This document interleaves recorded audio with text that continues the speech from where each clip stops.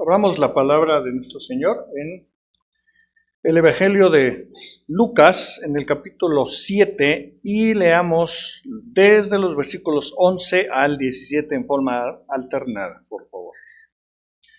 Lucas 7, del 11 al 17. Dice la palabra del Señor.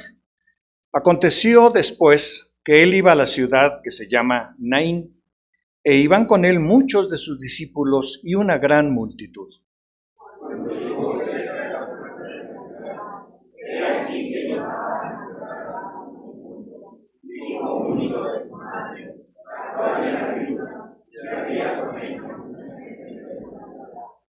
Y cuando el Señor la vio, se compadeció de ella y le dijo: no llores.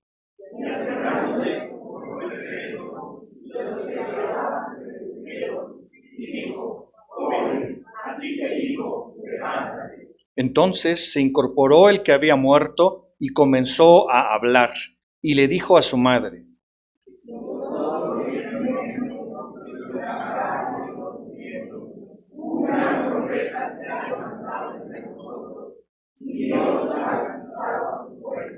y se extendió la fama de él por toda Judea y por toda la región de alrededor. Escuchemos la palabra del Señor en los labios de nuestro pastor. Pueden sentar.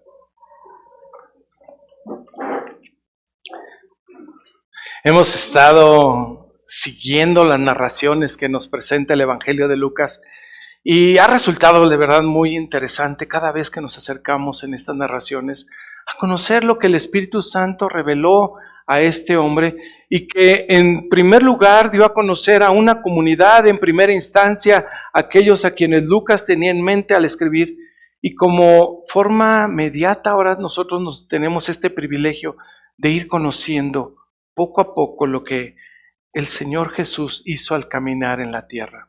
La semana pasada estábamos viendo la historia de un centurión que intercedía por un siervo, ¿se acuerdan? Y hablamos de ese milagro maravilloso que se hizo cuando una persona a punto de morir es restaurada su salud. Hoy nos enfrentamos a otro pasaje que es todavía un poquito más arriba con fuerza que tiene este pasaje, porque ya no es alguien que estaba a punto de morir el que está en la escena, sino es alguien que ya murió. Y eso para mí la verdad que es algo maravilloso cuando nosotros como pueblo de Dios podemos ver y reconocer no solo la misericordia de Dios, sino el poder de Dios que tiene para actuar y hacer lo que tiene delante de nosotros.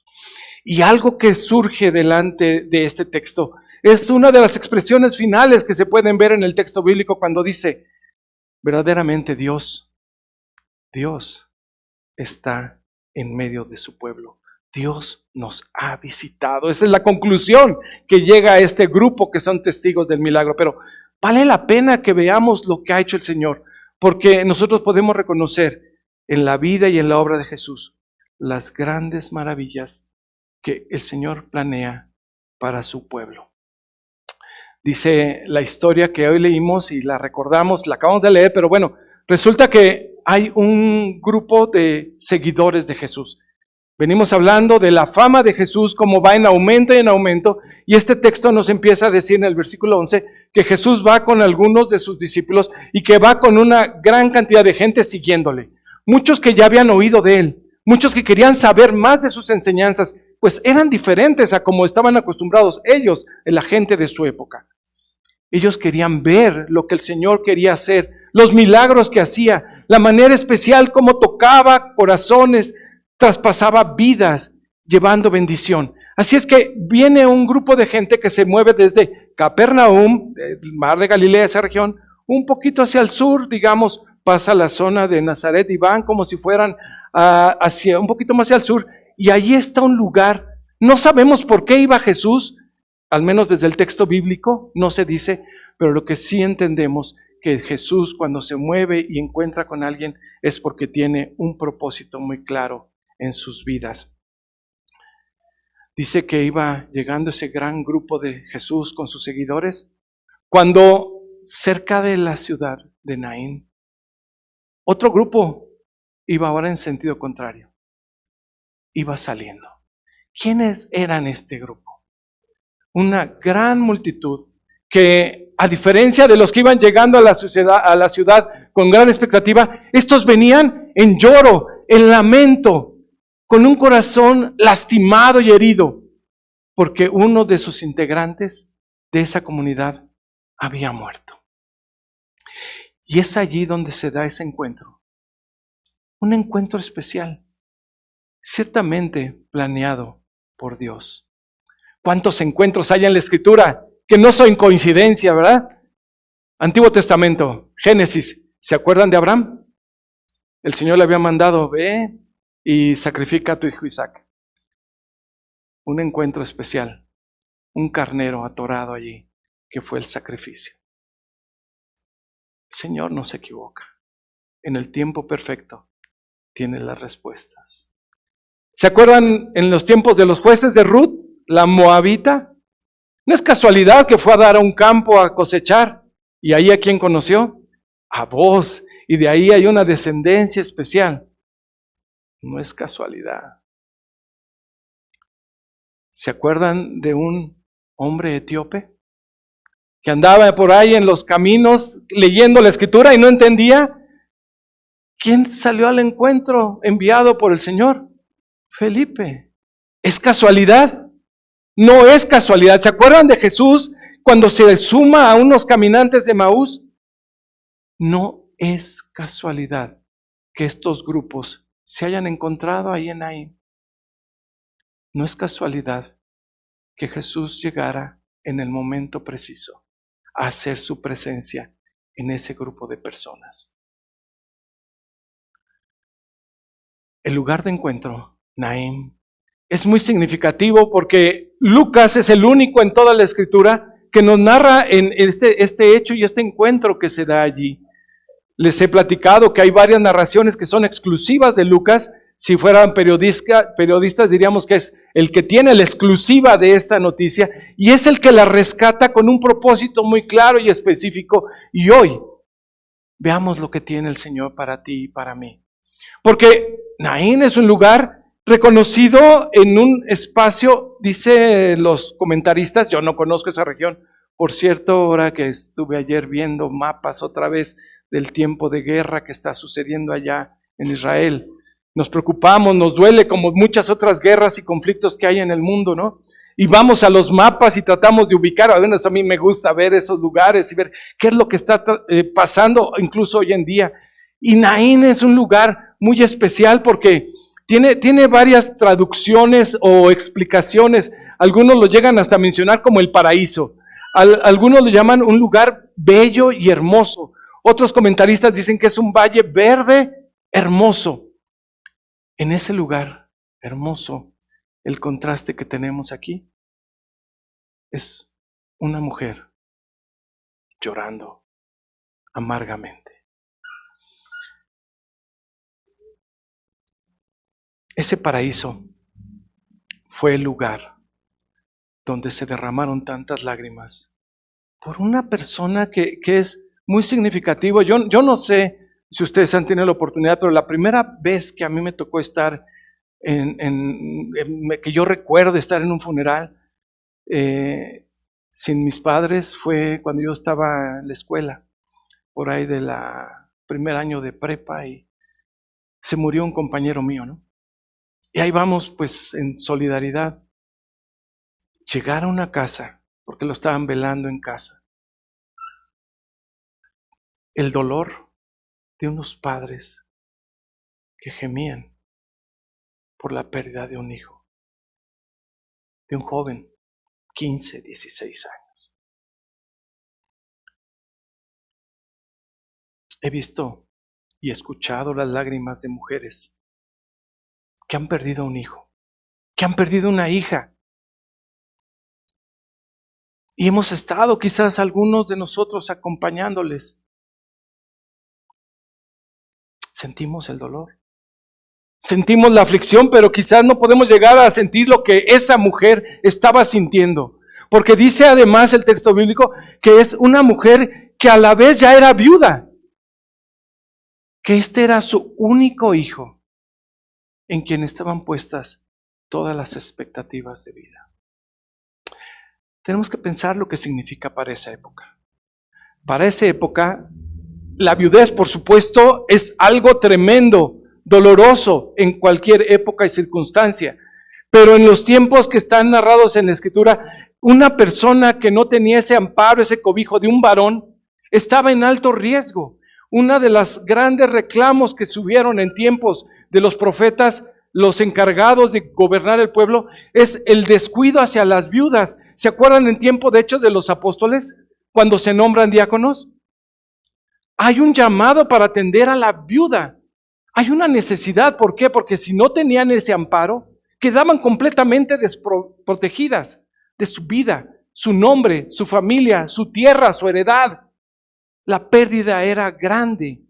La pérdida era grande. Entonces vamos sumando a los dolores tan fuertes de esta mujer. Cuando vemos esta reflexión que dice que viene un grupo grande, numeroso, y ahí está una mujer que llora y llora amargamente.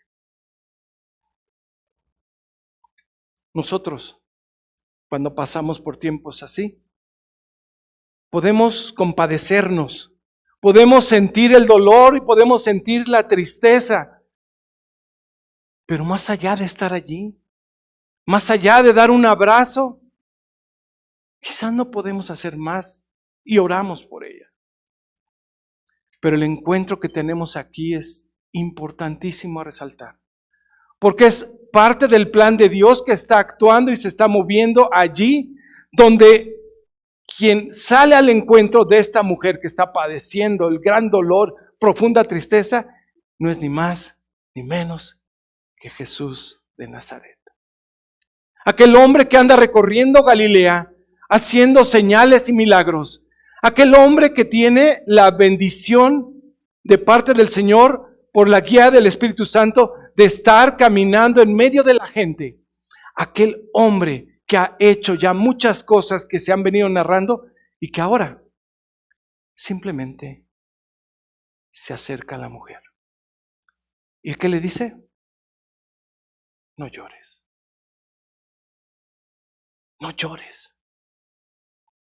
Pero Jesús lo dice no como el hombre que sí es allí, que está compadeciéndose. Lo dice también como el Hijo de Dios, como Dios con todo poder, porque Él puede cambiar y transformar la historia de esa persona. Cuando vemos que se acerca a la mujer y le dice, no llores. Primero es claro el texto cuando nos dice que la vio, se compadeció, se acercó a ella. Vean, estamos ahí en el versículo 13. No llores. Sin expresar más palabras, dice que Jesús, hay una serie de verbos que aquí están uno tras otro mostrándonos las acciones de Jesús para revelar la misericordia. No llores. Jesús dice el texto aquí que se compadeció de esta mujer. Y nosotros podemos ver que simplemente se está cumpliendo una vez más ahora en esa comunidad las promesas que había hecho Dios para su pueblo. Que algún día, ya hace ratito lo leíamos en el texto sagrado, algún día vendrá el tiempo de la misericordia, algún día vendrá el tiempo de gozo, algún día tendrá el tiempo de restauración. Ese es el tiempo que estaba viviendo esta generación. Ahora Jesús se acercaba para mostrar la misericordia más grande que pudo haber esperado esa mujer. El texto bíblico en el profeta Isaías dice que Él llevó nuestros dolores, que Él sufrió nuestros dolores. Él entiende perfectamente lo que está pasando esta mujer y Él se acerca para bendecirla. No llores. Cuando hemos tenido el privilegio de tener un encuentro con el Señor, cuando hemos sido bendecidos por ese acercamiento del Señor que nos atrae, es un encuentro constante de nuestro Señor. Y hoy es importante que recordamos que la presencia de nuestro Señor en la vida de su pueblo viene a ser este cumplimiento de palabras para bendecir, para cuidar y atender en todo momento y circunstancia. Cuando le dice no llores, es porque Él tiene el poder para cambiar la circunstancia que está pasando, la que ha provocado que ella esté llorando. Cuando le dice no llores, es porque ella va a ver ahora el milagro de la vida.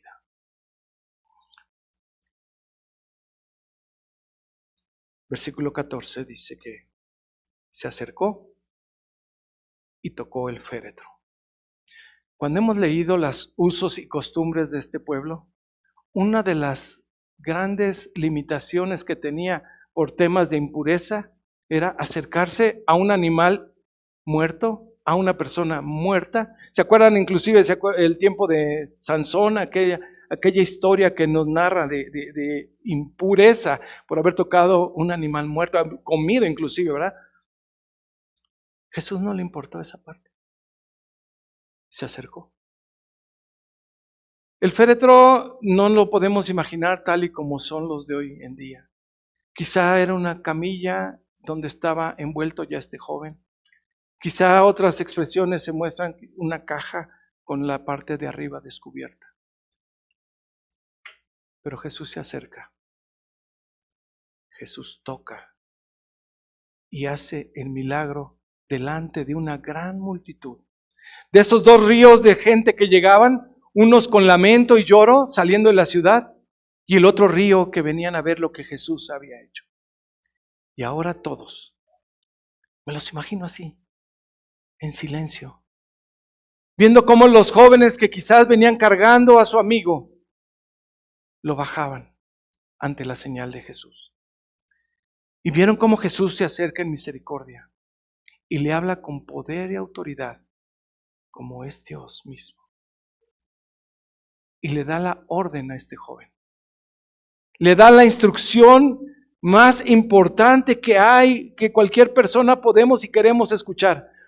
Joven, joven, a ti te digo, levántate. Dice la Escritura que nosotros estábamos muertos en nuestros delitos y pecados. Y el Señor un día tuvo la gracia y te dijo, joven, ven a mí. Este pasaje nos habla con claridad lo que algún día nosotros esperamos y anhelamos estar nuevamente en la vida, en la presencia de nuestro Señor. Por supuesto que este joven volvió a la vida y volvió a morir, vivió una vida, no sabemos qué pasó. Al igual que el pasaje más adelante tenemos en el capítulo 8, donde una niña también muere, como también tenemos más adelante en Juan, donde Lázaro muere y regresa a la vida.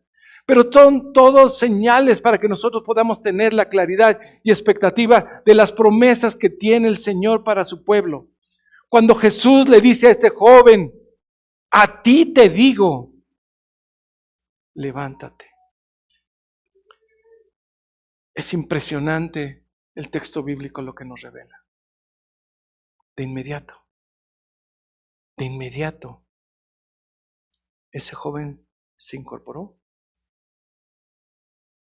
Ese joven que había muerto, dice, había muerto, había evidencias, o sea, ellos no podían hacer todo este proceso si no hubieran comprobado previamente que estaba muerto en realidad.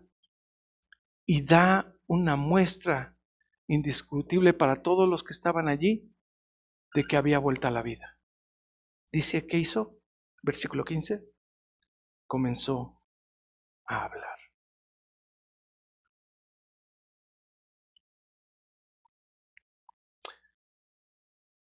A mí me conmovió mucho esta siguiente parte porque dice que el texto bíblico que Jesús se lo regresa a su mamá. Ahí está tu hijo. Cuando Jesús le dijo no llores, sabía que podía levantarlo de esa condición de muerte. Cuando Jesús promete algo o dice algo, es porque tiene todo el poder y toda la autoridad para hacerlo. cuando Jesús le promete algo a su pueblo, Él es fiel. Él es quien cumple su palabra. La reacción dice todos. Los 2 ríos de gente, ¿los podemos imaginar? Vino el siguiente momento, asombro, exclamación, yo no sé, lloro, alegría. Yo creo que cambió ese llanto de esa mujer en gozo y esas lágrimas de dolor en lágrimas de alegría. Yo creo que todas aquellas personas que venían con ella llorando y gimiendo, sorprendidas, dice el texto, una vez más, se espantaron, tuvieron miedo. Pero la reacción natural de aquel pueblo que puede ver a su Dios actuando es glorificar al Señor. ¿Qué es lo que reconocieron? Esta gente pudo ver sin lugar a dudas que Dios había visitado su pueblo. ¿Se acuerdan que el profeta Isaías nos promete un Emmanuel? ¿Un Dios en medio del pueblo? ¿Se acuerdan cuando leímos que Jesús allá en la sinagoga abrió el texto bíblico y empezó a leer cuál era el propósito que había venido? ¿Se acuerdan todas esas palabras? Pues lo que estamos leyendo es la pura aplicación de la verdad. Jesús está trayendo misericordia. Jesús está trayendo consuelo. Está cambiando el lamento en gozo. Está trayendo de muerte a vida. Anticipando lo que hay para todos nosotros como una promesa. Cuando el Señor te ha llamado, cuando el Señor ha salido al encuentro, cuando el Señor ha salido a buscarte. Cuando el Señor ha tenido compasión y misericordia de ti y de mí. No hay más que glorificar a nuestro Señor. Se está cumpliendo delante de esta comunidad. Se está cumpliendo las verdades de Dios a través de Jesucristo. Se está revelando la palabra viva de Dios, cumpliendo con autoridad y con poder. Aquel que está atrapada en su dolor y en su tristeza ha sido liberada. Aquel joven que estaba destinado ya a ser llevado a un sepulcro, el Señor lo levantó ante el grito y ante la voz de autoridad de Jesús.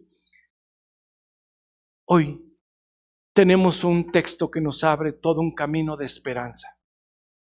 Porque podemos ver a un Dios que puede cambiar, sea cual sea la circunstancia que esté pasando en su vida, cuando el Señor quiere transformar y cambiar aquello que es necesario cambiar. El Señor se encargará de las coincidencias.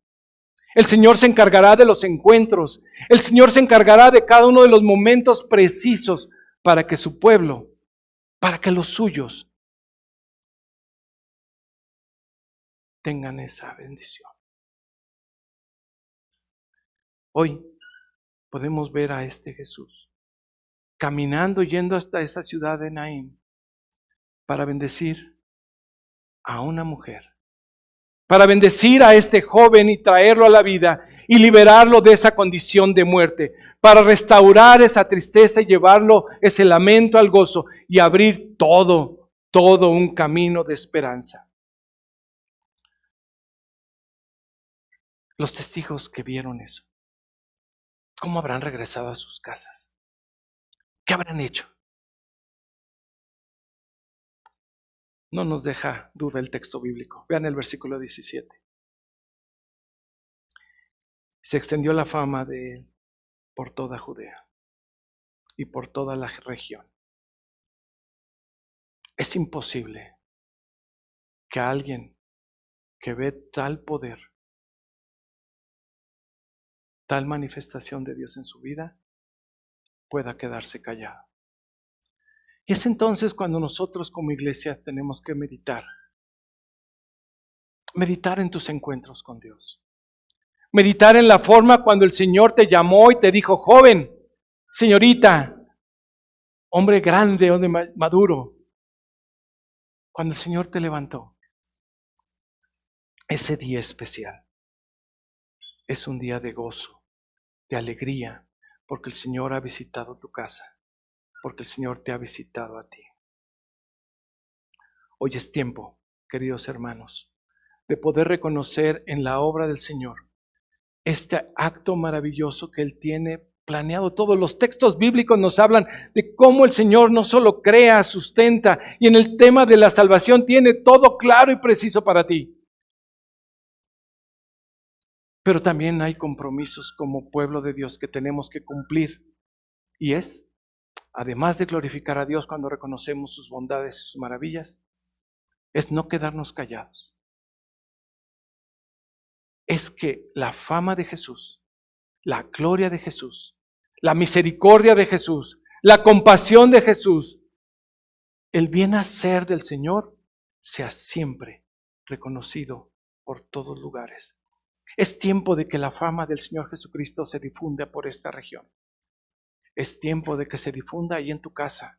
Es tiempo que se difunda en tu escuela y lugar de trabajo.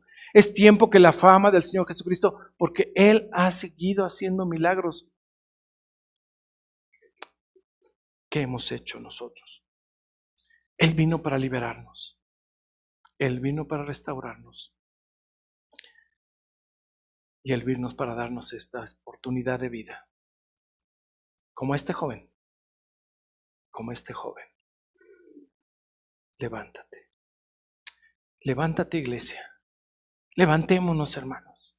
Levantémonos para proclamar y para llevar este mensaje. Este es el momento preciso, cuando reconocemos lo que el Señor ha hecho en tu vida y lo que quiere seguir haciendo.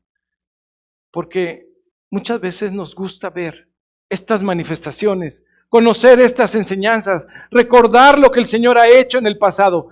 Pero cuando sucede en tu casa, en mi vida, es tiempo ahora de seguir saliendo a correr, que la fama de nuestro Señor Jesucristo siga abriendo, levantando vidas, levantando vidas,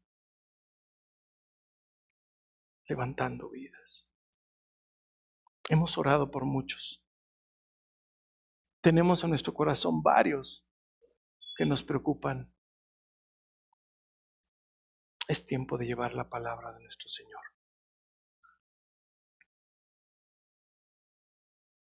Que el Señor, tu Dios, siga hablando a tu corazón. Iglesia, Dios es amor. Que hagamos la tarea de estos testigos que vieron la presencia de Dios en sus vidas. ¿Oramos? Gracias, Señor. Muchas gracias. Porque en estos pasajes podemos ver la acción maravillosa de un Dios todopoderoso, que con ojos de misericordia voltea a mirarnos y actúa en favor nuestro. Padre eterno, hoy te suplicamos que tu Santo y Divino Espíritu nos guíe como iglesia, nos guíe como pueblo para ser estos portadores, como lo hicieron estos grupos de gente, de los milagros, de las señales, de los prodigios que ha hecho nuestro Señor Jesucristo. Hoy nosotros nos sabemos salvos por la obra de Jesús allí en la cruz. Hoy nosotros nos sabemos bendecidos. No nos dejes, por favor, Señor, que estemos tranquilos, que estemos cómodos de brazos cruzados. Es tiempo de llevar tu palabra. En Cristo Jesús oramos. Amén.